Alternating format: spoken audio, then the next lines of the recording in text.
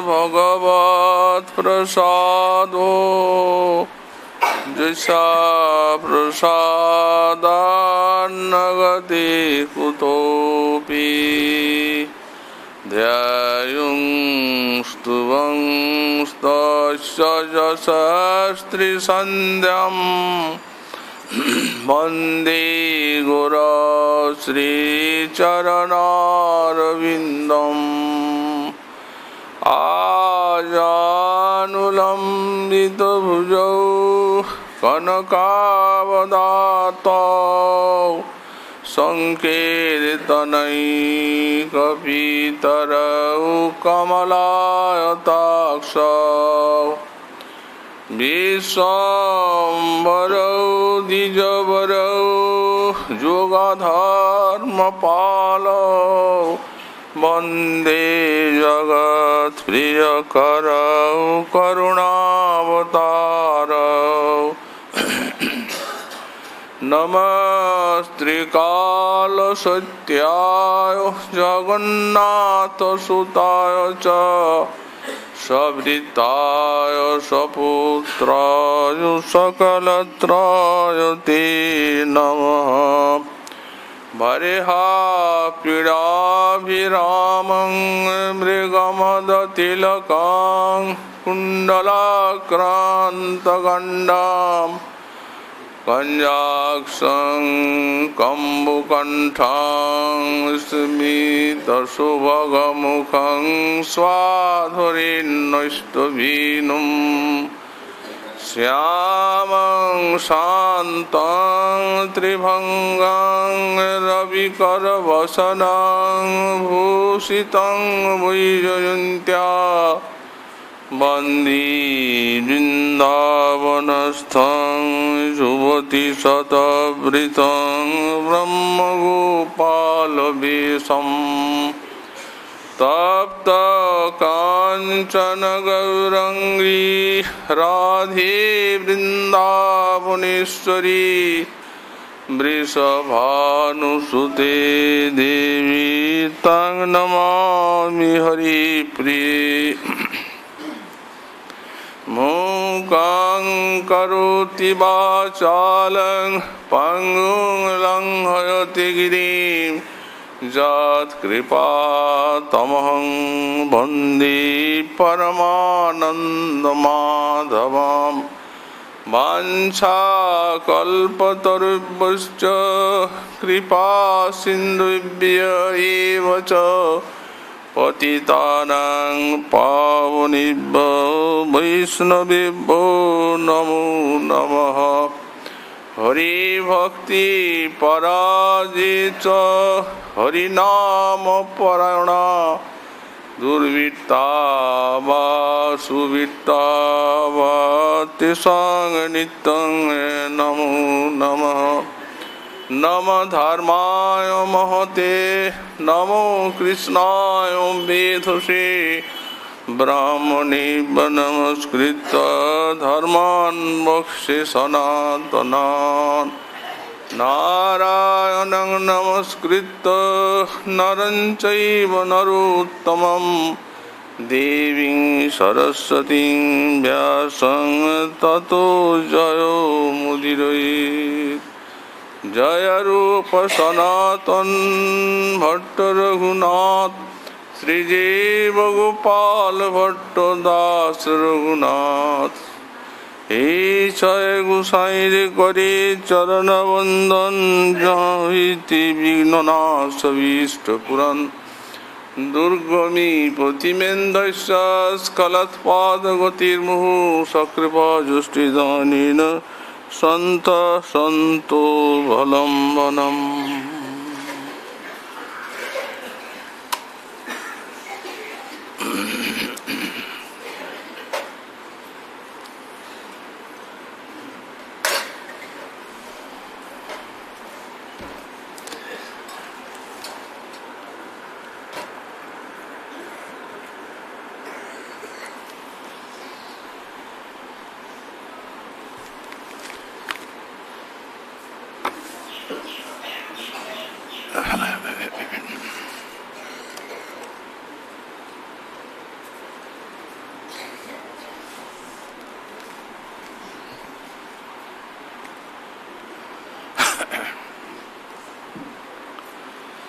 स्निग्धा कुंचित नीलकेशी विदलाद बिंबुष्ठी चंद्रानने खेलात् खंजन गंजनाक्षी रुचिमन्नासाग्रमुक्ता फले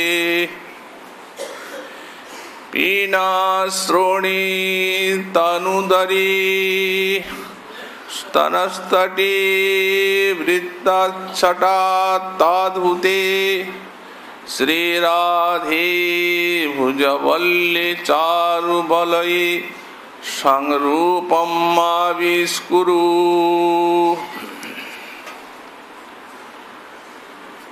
परम कारुणिक श्री श्री गौरांग महाप्रभु परमो अंतरंग पार्षद परमो पूज्य पाद श्री शिला प्रबोधानंद सरस्वती चरण तार श्री श्री राधारस सुधानिधि ग्रंथे 101 संख्यक श्लोके श्री श्री राधा रानीर चरण सान्निध्ये प्राणीर प्रार्थना ज्ञापन करते गिये बोलें स्निग्धा कुंचित नील केशी विदलात् बिंबुष्ठी चंद्रानने खेलात् खंजन गंजनाक्षी रुचिमन्नासाग्रमुक्ता फले पीनाश्रोणी तनुदरी तनस्तनतटी वृत्तच्छटा ताद्भुते श्रीराधे भुजवल्ली चारुबलये संरूपम् आविष्कुरु। हे स्निग्धा कुंचित नीलकेशी अर्थात जार केशोदाम स्निग्ध आकुंचित एवं प्रगाढ़ नील हे विदलात् बिंबुष्ठी जार ओष्ठाधर विदलित चंद्रानने खेलात् खंजन गंजनाक्षी जार नयन जुगल चंचल खंजन अपेक्षाओ अतीव सुंदर रुचिमन्नासाग्रमुक्ता फले जार नासाग्रे देदीप्यमान मुक्ता फल शोभा पाচ্ছে पीनश्रोणी हे पीनश्रोणी हे तनुदरी अर्थात हीन मध्य स्तनतटी वृत्तच्छटा ताद्भुते जहाँ स्तनतटी वृत्तिर अद्भुत छटा हे श्री राधे, हे भुजवल्ली चारु बलये संग रूपम आविष्कुरु। তুমি নিজের রূপকে আবিষ্কার করো, অর্থাৎ তুমি এই রূপে আমার নিকটে প্রকটিত হও।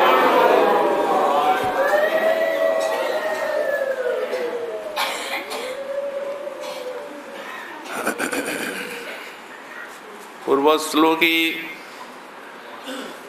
গোস্বামীপাদ তার পরম অভীষ্ট শ্রী শ্রী রাধারানীর চরণে প্রার্থনা জ্ঞাপন করেছেন। বৈদগ্ধিনাং কিমপি হৃদয়ং নাগরী পাতু রাধা। বৈদগ্ধ সমূহের কোন নির্বচনীয় প্রাণ স্বরূপা শ্রী রাধারানী আমায় রক্ষা করুন।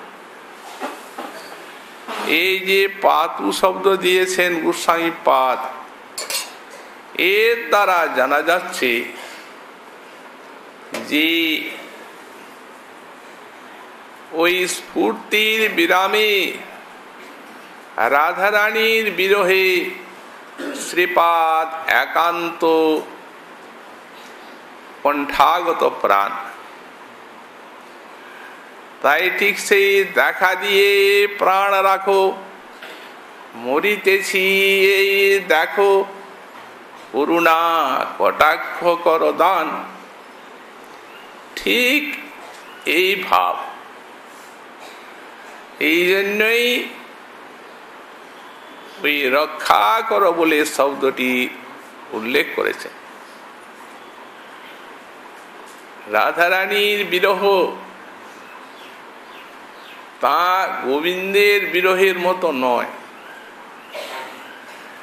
এতে বিষয় এবং আশ্রয় এই দুইটিরই বৈলক্ষণ্য আছে। রাধারানীর বিরহ সাক্ষাৎ অখণ্ড মহাভাবের বিরহ।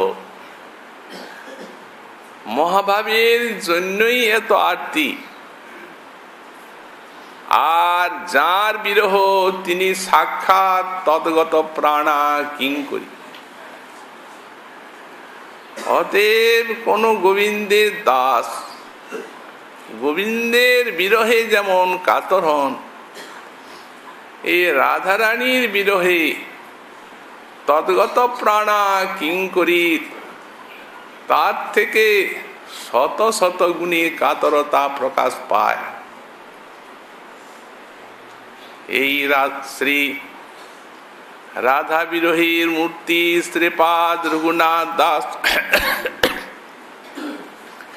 গোস্বামীর ভজনস্থলী,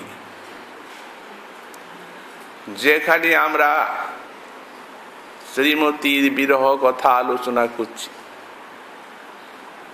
কাঁদে গোসাই রাত্রি দিনে, তার পুরি যায় তনু মনে, ক্ষণে অঙ্গ ধুলায় ধূসর, চক্ষু অন্ধ অনাহার, আপনার দেহভার, বিরহে হইল জর্জর। কেন এত জর্জরিত প্রাণ? এই প্রশ্নের উত্তর তিনি স্বয়ং দিয়েছেন। অভিক্ষাত মেশ্বরীং কাচিৎ বৃন্দাবন মহেশ্বরীম তৎ পাদাম ভুজ মাত্রিক গতির দাস্যতি কাতরা পতিতা তৎসরস্তিরে হৃদয়তাত্তরবাকুলম তচ্শ্রী ভক্তি ক্ষণে বাপ্তই নামান্বিতানি সংযোগৌ। শ্রীপাদ, কেন এত আপনার হাহাকার, কেন এত জ্বালা? তার উত্তরে বলছেন, আমার আত্মের শরীর দর্শন নাই। আত্মেশ্বরীকে না দেখেই আমার প্রাণের তো জ্বালা। কে আপনার আত্মেশ্বরী? কাচিৎ বৃন্দাবন মহেশ্বরী, কোন অনির্বচনীয়া সেই বৃন্দাবন রাজ্ঞী শ্রী শ্রী রাধারানী। তো অনেকেরই তো বিরহ হয়, অনেক ভক্তের, কিন্তু আপনার মতো এত তো কেউ কাতর হয় না। তার উত্তরে বললেন, আমি যে তদ্গত প্রাণা কিং করি।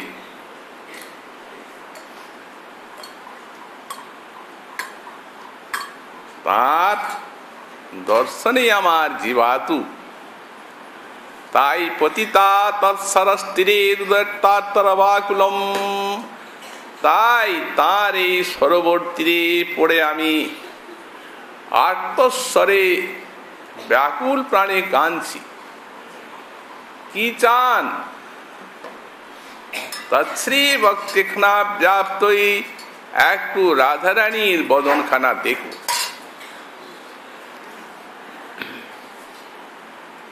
আর কিছু নয়। তাহলে যদি এত বড় প্রেমিক, রাধাগত প্রাণ, এই সব প্রেমিকের যদি এতখানি দুঃখই সার হয়, তাহলে তো আর প্রেমের পুরুষার্থই থাকলো না। বললেন, না না না, এই জগতে দুঃখের মতো নয়। এই জগতে দুঃখ সুখের অভাব, আর সেই অভিষ্টের জন্য প্রেমিকের যে বিরহ দুঃখ, সেটি স্বতঃসিদ্ধ ভাববাচী,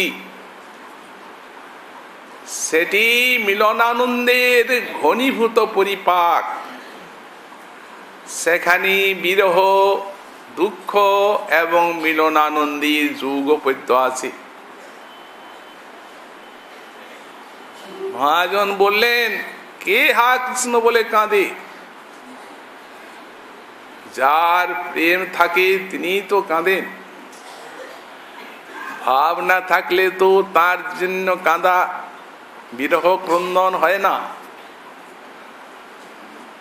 সুতরাং প্রেমেরই দুটি কলেবর, একটি বিরহ আর একটি মিলন। যেহেতু প্রেমেরই যখন কলেবর, আর প্রেমী যখন হ্লাদিনী শক্তির ঘনীভূত বৃত্তি, আনন্দময় বস্তু, তখন দুইটিতেই আনন্দ থাকবে। গোস্বামীপাদ বললেন, দুইটিতে সমান আনন্দ নয়। এই বিরহজনিত যে ক্রন্দনের আনন্দানুভূতি, এই মিলনানন্দ অপেক্ষাও অনেক উচ্চকোটি, তাই নাকি? তাই। প্রাগ যদ্যপি প্রেম কৃতাৎ প্রিয়াণাং বিচ্ছেদ দাবা নলবেগতন্ত সন্তাপ জাতে ন দুরন্ত শোকা বেশেন গাঢ়ং ভবতিব দুঃখম। গোস্বামীপাদ বিরোহী রসতা স্থাপন করছে। স্বরূপটা এই বিরহ জ্বালা বললেন, প্রাক, ওই যে কাঁদছেন রঘুনাথ, সরস্বতী পাদ রক্ষা করো, রক্ষা করো, প্রাণ বাঁচাও।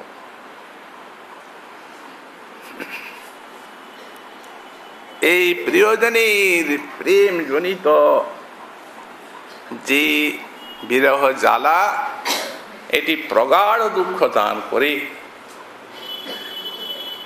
যেন দাবানলের মতো জ্বালা।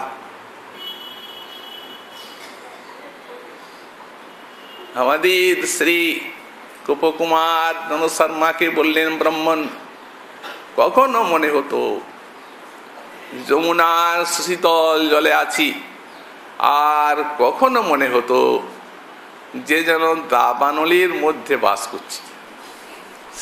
বহুদিন বহুকাল এইরকম চলল।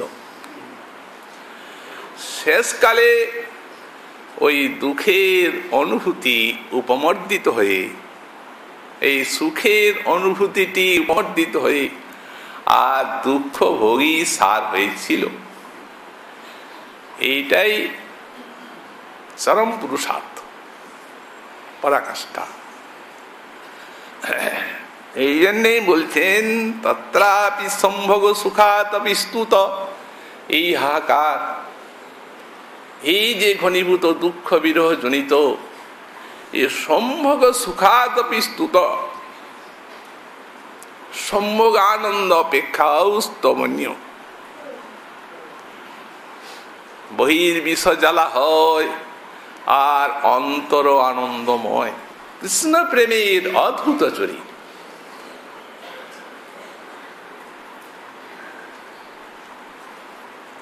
তো কত আনন্দময় বস্তু। কোপি অনির্বাচ্যতম মনোরম। গোস্বামী পাদ স্বরূপ নিরূপণ করছেন বিরহজনিত দুঃখের, বিরহজনিত আনন্দের। বলছেন ব্রহ্মানন্দ নির্বাচ্য, ভজনানন্দ অনির্বাচ্য তর, প্রেমানন্দ অনির্বাচ্য তম। কারণ ভজনানন্দ গাঢ় হয়ে এই প্রেমানন্দ হয়। তত্রাপি বিরহার্থী দ্বারা জাত সন, প্রেমানন্দ যখন বিরহার্থীর ভজন করে তখন কোপি মহা অনির্বাচ্যতম তথ্য, কোন মহা অনির্বাচ্যতম হয়ে থাকে। তাহলে কত পরাকাষ্ঠা। এই প্রেমা যার মনে তার বিক্রম সেই জানে। যেন বিষামৃতে একত্র মিল, বিষ আর অমৃতে মেশানো। অন্য বুঝতে পারবে না। এই জন্য বলেন মনোরম মনোরময়তি মনোরম, মনকে আনন্দ দান করে তাই মনোরম। বাহিরে কান্না অশ্রু হাহাকার, অন্তরে অফুরন্ত আনন্দে শতধারা উৎসব সহস্র উৎসব চলতে থাকে। এমনি বিরহ রস। বলছেন আমাদের ভালো লাগে না। যদি কেউ বলে আপনাদের এই বৃন্দাবনে এত বিরহ, আমাদের বৈকুণ্ঠে বিরহ নাই, অযোধ্যায় দ্বারকায় এত নাই, যদি তারা বলে তো বলছেন ঠিক আছে, আপনাকে একটা কথা মানতেই হবে। যে সাং মতে নভাতি তে সাং মতেপি গাঢ় উপকারী স্মৃতিদ প্রিয়ানাম। এটা মানতে রাজি কিনা?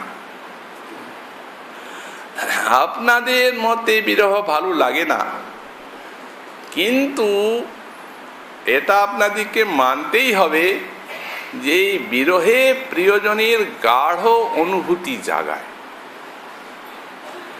অতএব এটি হচ্ছে প্রেমিকের বিশেষ উপকারী জিনিস। কেমন উপকারী? বলেন মিলনে শৈব তথৈকা। যখন আপনি একা ভগবানকে পাবেন তখন ভগবানের রূপে গুণে আপনার মন নিবিষ্ট হয়ে থাকবে, আনন্দে থাকবেন। তখন ভগবান একা। আর ত্রিভুবনং তন্ময়ং বিরহে, আর যখন তিনি দূরে সরে যাবেন তখন সারা জগৎ কৃষ্ণময় হয়ে যাবে। একটা ভালো না সারা বিশ্ব কৃষ্ণময় হওয়াটা ভালো? এই জন্য গাঢ় উপকারী স্মৃতিদ প্রিয়ানম। তো প্রেমিকের যেমন এই বিরহের ভজনটি তাদের প্রেম রসের চরম পরিপাক এবং মিলনানন্দের পুষ্টিকর, তেমনি সাধকের সাধন দশায়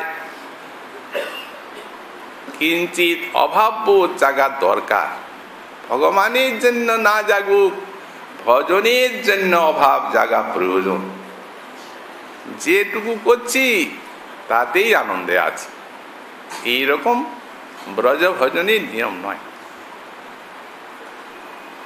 সতত প্রাণী একটা অভাব জাগবে, তৃপ্তি আসতে দেবে না বৃন্দাবনের ভজন। অতৃপ্তি ভজনের পরিমাপক। এবং এইটি ভজনীর আস্বাদনের উন্নতি বিধান করে। তৃপ্তি এলে ভজনীর আয়ু ক্ষয় হয়ে গেল। তাই তৃষ্ণা শান্তি নহি, তৃষ্ণা বাড়ি নিরন্তর। এই অভাব জাগিয়ে ভজন করা, এইটি গোসাই পাদ গণের আদেশ, উপদেশ সাধকের প্রতি। ধীরে ধীরে ধীরে ধীরে ধীরে ধীরে এইটি প্রেমকে টেনে আনবে। প্রেম ভূমিকায় নিয়ে যাবে যখন, তখন অভিষ্টের জন্য এই অভাবটি জাগবে, এখন নয়। এখন যেভাবে ভজনটি সুচারুরূপে সম্পন্ন হয়, ভজনটি যেভাবে আমাদের এই নিরন্তর সান্দ্র এবং আস্বাদনময় হয়ে উঠে, সেই দিকে লক্ষ্য রেখে আর অতৃপ্ত হৃদয়ে ভজন করে যেতে হবে। ভজনী উপায়, ভজনী উপায় গোসাই পাদগণ তাই বলেন। এখানে ইনি বলছেন কি, রাধে প্রাণ যায় সংরূপম্মা বিস্কুরু। এই শ্লোকটা কতগুলা সম্বোধনের সমষ্টি, 10টা। ডাকছেন রাধারানী, কি বলে সম্বোধন করছেন? ওই যে যখন মিলনানন্দ হয়েছিল রাধা মাধবীর কুঞ্জ মধ্যে, কিঙ্করী নয়ন দিয়ে আস্বাদন করেছিলেন মিলনের মাধুরী। যখন যুগল শয্যায় উপবেশন করেছেন, তখন রাধারানীর যে রূপটি, এই রূপটি গোবিন্দেরও এবং কিঙ্করীরও অতিশয় আশ্চর্য হয়েছিল। গোবিন্দ বলেন, মিলন বিলাসান্তে সুখে ইহার যে অঙ্গ মাধুরী, তাহা দেখি সুখে আমি আপনা পাশরি। বিলাস যখন শেষ হয়ে যায়, তখন গোবিন্দ সেবা করেছেন রাধারানী। এই তার জন্য এই আনন্দটি তার অঙ্গে এমন ভাবে ফুটে ওঠে যে অঙ্গ শোভা এতখানি বর্ধিত হয় যে গোবিন্দ আত্মহারা হয়ে যান। আর রাধারানী কৃষ্ণ সুখে সুখী, আর গোবিন্দ রাধা সুখে সুখী, আর কিঙ্করী যুগলে সুখে সুখী। অভীষ্ট রাধারানী সেই রূপটি কিঙ্করীর অতীব প্রিয়। এই জন্যই 10টা যে সম্বোধন আছে, সবগুলিতে সেই রূপের ছবি আছে। আর প্রার্থনা, সংরূপম্মা বিস্কুরু রাধে, ওই রূপে একবার তুমি দেখা দাও। আমার এমন শক্তি নাই, এমন আমার ভজনের বল নাই, সৌভাগ্য নাই যে আমি নিজে তোমায় দেখব। তুমি যদি কৃপা করে সেই রূপটি প্রকটিত করো, এই জন্যে আবিষ্কুরু শব্দ দিয়েছে।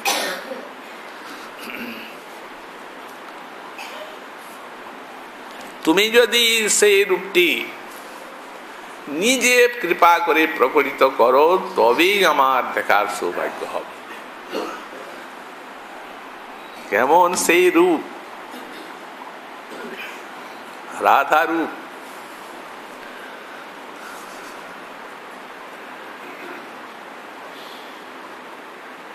মরি মরি রাধা রূপ পার। গোবিন্দ বলেন, না জানিয়ে কো বিধি আনি মিলাওলো।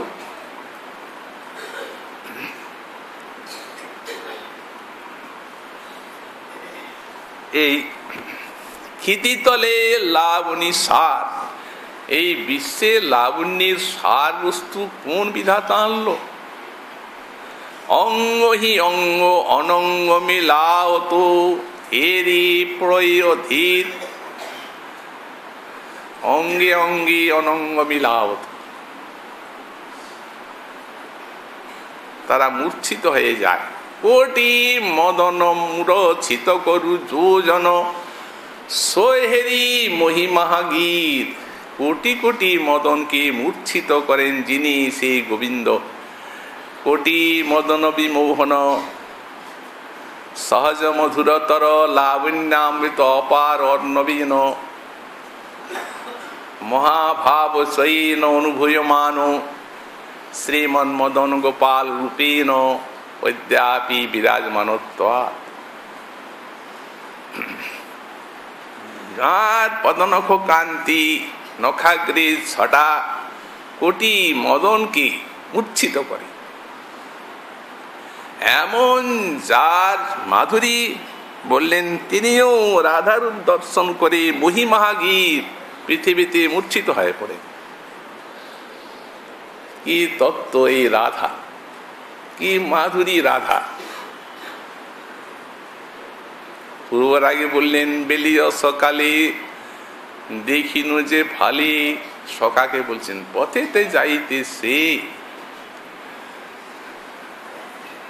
পথে তিনি যাচ্ছেন রাধারানী। সখা, আমি লক্ষিতে নারিলু কে, আমি বুঝতে পারলাম না সেটা কে।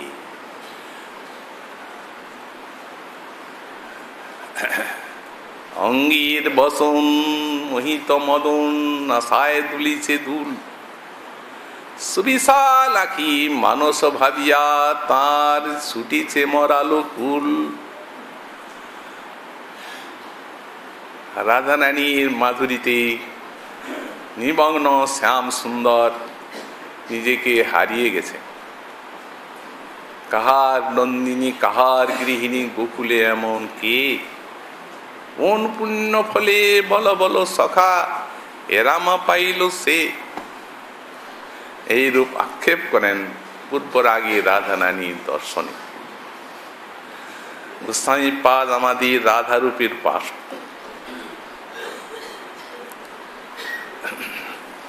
রাধারানীর সৌন্দর্য মাধুর্যে তিনি যেন নিজেকে ভাসিয়ে দিয়েছেন। সঙ্গীত মাধবে এক জায়গায় রাধারূপ বর্ণনা করছেন। স্মরতু মনমম রাধাং মধুপতি রূপ গুণ শ্রবণোদিত সহজ মনোভব বাধাম। হে মন, তুমি নিরবধি রাধাম স্মরতু, সব সময় রাধাকে স্মরণ করিও। এক ক্ষণকালও ভুলে যেও না। এই ধ্রুবাস্মৃতি কামনা করছে। তারা তো ধ্রুবাস্মৃতির উপরে সমাধি অবস্থায় আছে নিত্য পার্শ্বদ, তথাপি কামনা করছেন ভুলে যাবে না। তুমি ভুলবে কি করে ওকে? মধুপতি রূপ গুণ শ্রবণোদিত সহজ মনোভব বাধাং। সখীগণ সঙ্গে বসে থাকেন রাধা। কৃষ্ণ নাম গুণযশ অবতংস কানি, আর কৃষ্ণ নাম গুণযশ প্রবাহ বচনে। সখীগণ বলেন কৃষ্ণ কথা, কানে শোনেন, আর নিজেও জিহ্বায় বলেন কৃষ্ণ কথা। অন্তরে কৃষ্ণ, বচনে কৃষ্ণ, শ্রবণে কৃষ্ণ, ত্রিভুবন কৃষ্ণময়। কৃষ্ণময়ী কৃষ্ণ যার অন্তরে বাহিরে, সর্বত্র কৃষ্ণ। তো এই সখীগণের নিকটে শুনছেন কৃষ্ণ কথা, আর কৃষ্ণ কথা আলাপন করছেন নিজে। তখন কেমন? সহজ মনোভব বাধা, দেহে মনোভব বাধা দেখা দিচ্ছে। এই মনোভব বাধাটি অর্থ কি? সেই কৃষ্ণ কথা শ্রবণ করে কৃষ্ণকে আনন্দ দানের যে কামনার তরঙ্গগুলো উঠছে দেহে, সাত্বিক বিকার, ভাবগুলি ওইগুলি, সেইগুলি মনোভাব বাধা। তবু ইনি অনেক শক্ত, এত বড় আধার হয়েও আটকে রাখেন অনেক। কিন্তু এই জিনিসটিকে যখন গোবিন্দ অঙ্গীকার করলেন, এই রাধা ভাব, তখন এই জিনিসটা তার দেহের উপরে কি অপূর্ব অদ্ভুত শক্তি প্রচার করল। জলযন্ত্র ধারা যেন বহে অশ্রু জল, চৌদিকে লোক সব ভিজিল সকল, সগনা পুলক যেন শিমুলের দূর, এক এক দন্তের কম্প দেখিতে লাগে ভয়, লোকে মানে দন্ত সব খসিয়া পড়ায়। এই রাধা প্রেম আস্বাদন করতে যে গোবিন্দের হাল, কত বড় আধার, কোটি সমুদ্র গম্ভীর ব্রজরাজ নন্দন, তা রাধা প্রেম সামাল করা বড় ভার আছে। গৌরাঙ্গ কান্তি কভু দেখিয়ে অরুণ, কভু কান্তি দেখে যেন মল্লিকা পুষ্প সম, কোন সময় মল্লিকা বৈবর্ণ, কখনো কখনো বা স্তম্ভ ভাবে পড়ে যাচ্ছে, কখনো আসছে মূর্ছা, তবু হয় শ্বাসহীন, যাহা দেখি ভক্ত গণির হয় প্রাণহীন। এতেও কুলালো না, শেষকালে ওই অস্থি সন্ধি বিয়োগ কুর্মাকৃতি এসে এত দূর পর্যন্ত আলোড়ন এই রাধা প্রেমী।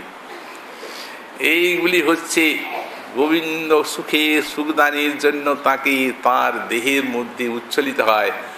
সখী মঞ্জরীগণ জানেন, সহজ মনোভব বাদাম সুরুচির কবরী বিরাজিত পরিমল, কোমল মল্লী সুমালা মদ চল খঞ্জন, খেলন গঞ্জন লোচন কমল বিশালাম।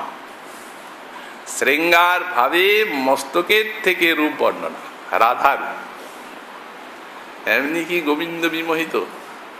সুরুচির কবরী বিরাজিত কোমল পরিমল মল্লী সুমালা, মস্তকে মল্লীর মালা।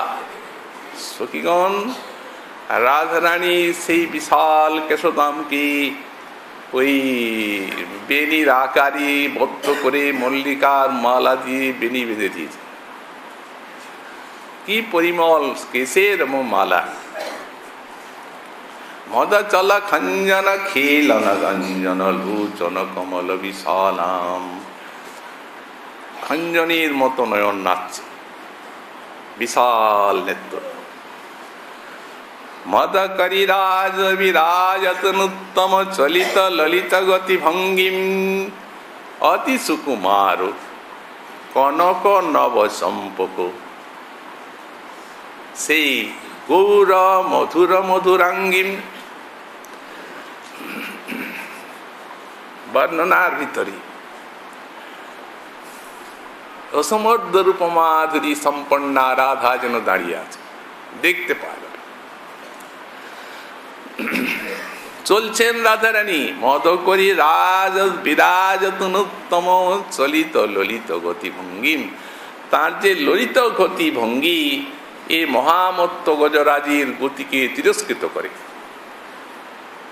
অতি সুকুমার কনক নব চম্পক, গৌর মধুর মধুরাঙ্গিন। অতি সুকুমার, কনক চাঁপার মতো অঙ্গ, মধুরাতি মধুর অঙ্গ যার, মধুরাতি মধুর অঙ্গ, গৌর মধুর মধুরাঙ্গিন। মৃদু মৃদু হাস ললিত মুখমণ্ডল কিত শশী বিম্ব বিড়ম্বম, কিঙ্কিনি জাল খচিত পৃথু সুন্দর নবরসরাসিনী তম্বম। মৃদু মৃদু হাস ললিত মুখমণ্ডল, মুখমণ্ডলে মৃদু মৃদু হাসি, হাস্য চন্দ্রিকায় উদ্ভাসিত সেই সোনার মুখচন্দ্র। কিঙ্কিনি জাল খচিত পৃথু সুন্দর নবরসরাসিনী তম্বম। আর কোটিতে কিঙ্কিনি এমন ভাবে খচিত আছে, নিতম্বে সেই কিঙ্কিনীর শোভা, নবরস রাশি নিতম্বাম, নবরস রাশি তার নিতম্ব। নায়কের মনকে নিগড়ায় নিতম্বের শোভা। উজ্জ্বল রাগর সমৃত সাগর সারতনং সুখ রূপাম। উজ্জ্বল রসের যদি বিশাল সিন্ধু হয়, তাহলে সেই সিন্ধু মন্থনে যে কমলা উঠবেন তিনি রাধা। উজ্জ্বল সারর সমৃত সাগর সারতনং সুখ রূপাম।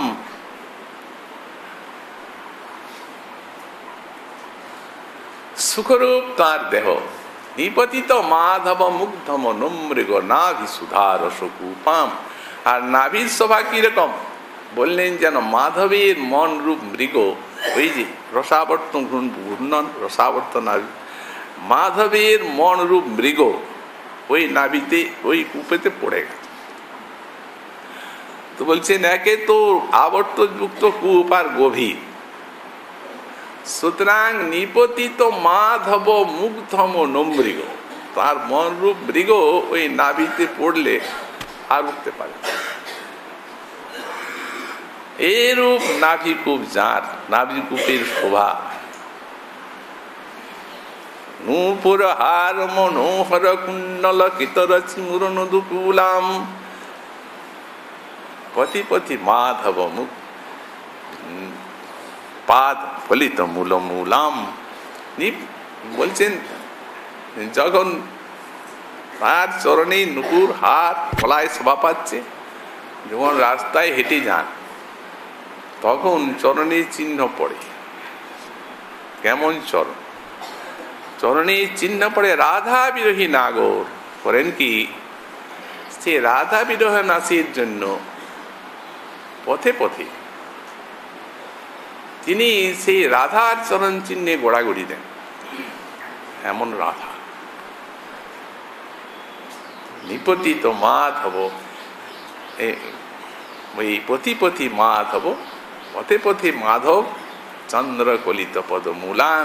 সেই তার যে ওই পদচিহ্ন, সেই পদচিহ্নেতে গোড়াগড়ি থাকেন এমন যার চরণ চিহ্ন। এত এইরূপ মনোহর যার চরণ চিহ্নটার এইরূপ শোভা। সেই চরণের শোভাকে রসিক সরস্বতী গীত মহাদ্ভুত রাধা রূপ রহস্য। রসিক সরস্বতী, এই সরস্বতী পদটা দুই দিয়ে লেগে, সরস্বতী মানে বাণী আর প্রবোধানন্দ সরস্বতী। অতএব রসিক প্রবোধানন্দ সরস্বতীর যে বাণী মহাদ্ভুত, এতে কি আছে? রাধা রূপ রহস্যম, রাধা রূপের রহস্য আছে। অতি বৃন্দাবন রস লালস, যারা বৃন্দাবন রসের লালসা যাদের মনে, তারা ইদম উপগেয়ং অবশ্য, এটি অবশ্য অবশ্য শ্রবণ কীর্তন করবে। রাজা রানীর এইরকম মাধুরী। যেমন জয়দেব কবি বললেন, যদি হরি শরণে সরসং মনু, যদি বিলাস কলাসু কুতূহলম, মধুর কোমল কান্ত পদাবলীম, শ্রেণু তদা জয়দেব সরস্বতী। যেমন গীত গোবিন্দ অনুরূপ, যেমন জয়দেব কবি বললেন, যদি হরি শরণে সরসং মনু, যদি হরি শরণে আপনার মনটা সরস থাকে। না না, বলছি কি দাস্য সখ্য বাৎসল্য ভাবে না, যদি বিলাস কলাসু কুতূহল, যদি রাধা মাধবের বিলাস কলায় আপনার কৌতূহল জাগে, তাহলে মধুর কমল কান্ত পদাবলীম শ্রেণু তদা জয়দেব সরস্বতীম। তাহলে মধুর কোমল কান্ত পদাবলী যে শ্রীগীত গোবিন্দ, এটি আপনি শ্রবণ করুন। তো এই রাধার অসমর্থ রূপ মাধুরীতে গোবিন্দ এমনি বিমোহিত হয়ে যান না।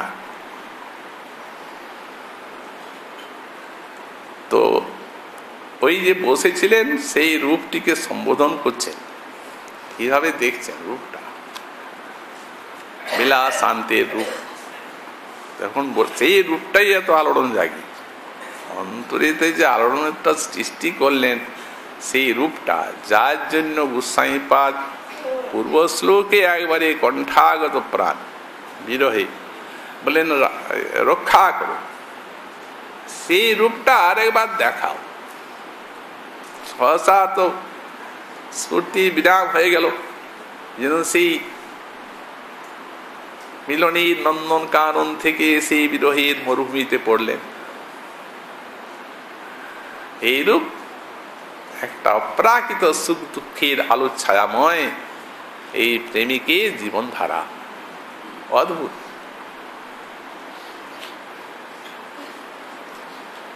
তো এখন সেই রূপটি হচ্ছে সেই মিলনানন্দের পরে এখানে রস সাজাচ্ছে রাধা কি স্বয়ং শৃঙ্গার। সখীগণ সাজান এক প্রকার, তা আমরা তো বললাম ওই শ্রী গোস্বামীপাদের সঙ্গীত মাধবের থেকে। আবার কোন সময় রস সাজায় নিজে,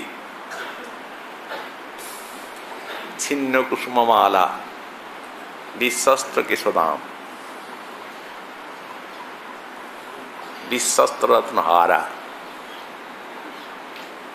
ঘূর্ণিত নেত্রা বাহিরে অবসাদগ্রস্তা অন্তরে আনন্দ, এগুলি ওই রসকৃত সজ্জা। সাজাতে কি এই স্বরূপকে হয়? সাজাতে হয় না। এই যে রূপম বলছেন, রূপ কাকে বলে? এই স্বয়ং সিদ্ধ। গোস্বামীপাদ বললেন অঙ্গান্নভিষিতানিব কেনচিৎ ভূষণাদিনা যেন ভূষিতবদ্ভাদি তৎ রূপম ইতি কথ্যতে। বললেন রূপ কাকে বলা হয়? অঙ্গানি অভূষিতা নিয়ে বললেন কোন ভূষণ নাই অঙ্গে, বিনা ভূষণে যেন ভূষিতবদ্ভাতি, যে অঙ্গকে ভূষিতের মতো দেখা যায়, সেই অঙ্গের যে শোভা তাকে রূপ বলা হয়। তদ্রূপম ইতি কথ্যতে। এই রূপ জগতে নাই। ভূষণ নাম হয়েছে এই জন্যে ভূষয়তি ভূষণ, অলঙ্কারে ভূষিত করে অঙ্গকে। সচরাচর সর্বত্র নিয়ম এই চতুর্থ রূপ, যেখানে যাবে, কিন্তু সেই জায়গায় তার অন্য উৎপত্তি ভূষতে সৌ, সেখানে ভূষণগুলি ভূষিত হয়। যখন ভূষণগুলি রাধারানীর অঙ্গে পড়ল, তখন অঙ্গের সভায় ভূষণেই ভূষিত হয়ে গেল। গোস্বামীপাদ দৃষ্টান্ত দিচ্ছেন, গোবিন্দ রাধারানীর প্রসন্নতার জন্য রাধা রূপ বর্ণনা করছেন। বলছেন কি, নীতং তে পুনরুক্ততাং ভ্রমরকই কস্তুরিকা পত্রকম। রাধে, এইখানে যে সখীগণ কস্তুরী পত্র রচনা করে দিয়েছে, তোমার কোপলে কস্তুরী পত্র ভূষণ, তোমার যে চূর্ণ কুন্তল রাজি সেই কুঞ্চিত কেশ গোলাকারে পড়ে, ছোট ছোট চুলগুলো গোলাকারে পড়ে গোল হয়ে আছে। নিতং তে পুনরুক্ততাং, পণ্ডিতেরা যখন কোনো বিষয়ে লেখেন তখন যেটা ভুল হয় সেটাকে কেটে দেন না, কারণ ওটা তো অক্ষর ভগবানের স্বরূপ, নারায়ণের থেকে উদ্ভূত। তখন তারা ওইটা একটা গোল ঘেরা দাগ দিয়ে, তার মানে ঘেরা দাগটা হলেই বোঝা গেল এইটা না, এটা ভুল। তো বললেন তোমার যে কস্তুরিকা পত্র এইখানে দেওয়া হয়েছে, এই কস্তুরিকা পত্রের উপরে এসে পড়েছে চুলটা চূর্ণকুন্তল। চূর্ণকুন্তল বলছে দেখ এটা না, এটা ভুল, ভুল হলো, এটা না দিলেই ভালো হতো। ভুল জিনিস তো তারা পড়বেন লেখাটা, তারা দেখলেই বুঝতে পারবেন যে এটা কাটা। নেত্রাভ্যাং বিফলীকৃতম কুবল দঞ্চন্ত কর্ণার্পিতম। আর রাধে, তোমার যে এই খালি সখীগণ কুবলয় দিয়েছি, কানে নীলকমল, এটা একটা রাধারানীর অলঙ্কার। তো বললেন, তোমার যে নয়ন কমলের শোভা, এই শোভা নেত্রাভ্যাং বিফলীকৃতম, এই বিফলীকৃত করেছে কুবল দ্বন্দ্বং, এই নেত্রে এই কুবল, এই নেত্রে এই কুবল। এটা বৃথা দেওয়া আছে, এটার কোনো অর্থ না দিলেই ভালো।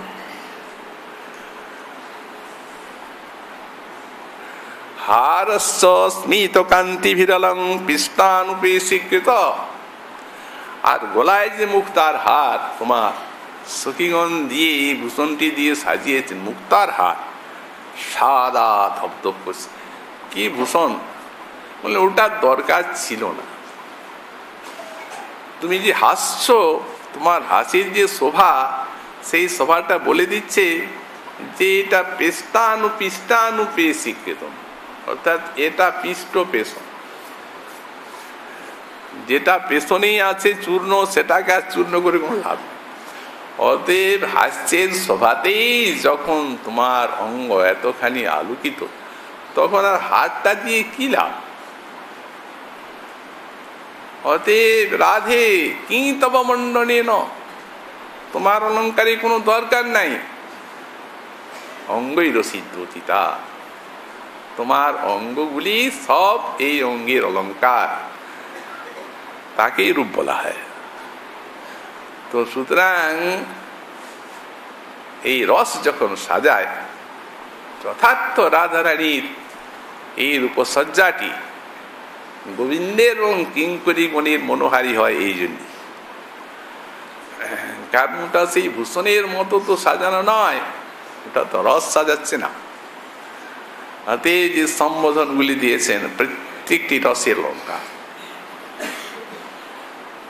সেই যুগল মাধুরী বিলাস রস নিজে রাধারানীকে কিভাবে ভূষিত করলেন, এটি মূল শ্লোকের থেকে মহাপ্রভুর কৃপা হলে আগামীকাল আবার আমরা সাধন করবো। আজকে আমাদের রাধা রস কথার এখানেই বিশ্রাম।